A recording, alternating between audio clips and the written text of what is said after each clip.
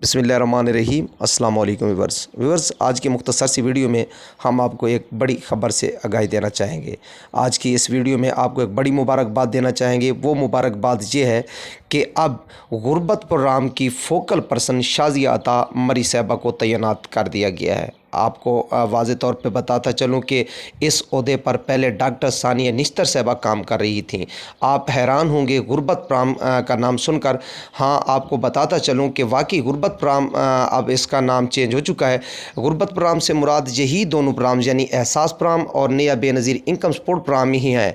आपको बताता चलूँ कि वफाकी काबीना की हलफ बर्दारी की आज तकरीब हुई है, तो उस तकरीब में शाज़िया अता मरी साहिबा से भी हलफ लिया गया है। शाज़िया अता मरी साहिबा को गुरबत प्रोग्राम की फ़ोकल पर्सन यानी वज़ीर तैनात कर दिया गया है। व्यूअर्स, आपको बताता चलूँ कि हलफ उठाने के बाद शाज़िया अता मरी साहिबा ने अपने ऑफ़िस का चार्ज संभाल लिया, तो मीडिया से गैर रस्मी गुफ्तगू में उन्होंने कहा कि अब पहले से कुछ नया करके दिखाएंगे, हम चेंज लाएंगे, हम गुरबत और बेरोज़गारी के ख़ात्मे के लिए हर वो कदम उठाएंगे जिससे इन दोनों तरह की जो प्रोग्राम है यानी बेनज़ीर इनकम सपोर्ट प्रोग्राम और एहसास प्रोग्राम, इनसे लोगों को ज़्यादा से ज़्यादा इस्तिफ़ादा हासिल हो सके। ख़ास तौर पे माज़ूर अफराद, यतीम बच्चों और बेवा ख़वातीन का नाम भी लेकर उन्होंने कहा कि इस तबके के लिए भी हम ज़्यादा से ज़्यादा काविश करेंगे। जब उनसे पूछा गया कि पॉलिसी आपकी क्या होगी, उन्होंने कहा कि एक हफ़्ते के अंदर अंदर हम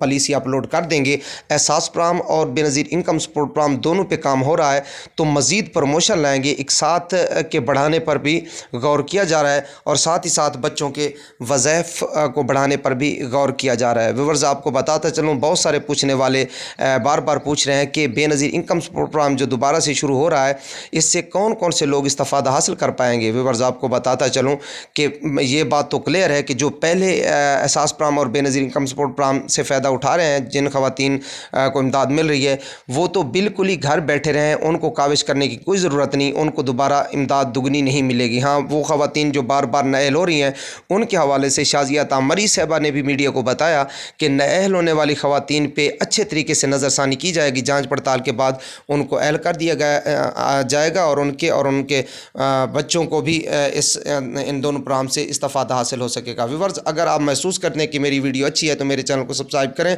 और बेल आइकन को दबाकर ऑल नोटिफिकेशन पे लाजमी क्लिक कर दें। अल्लाह हाफिज़।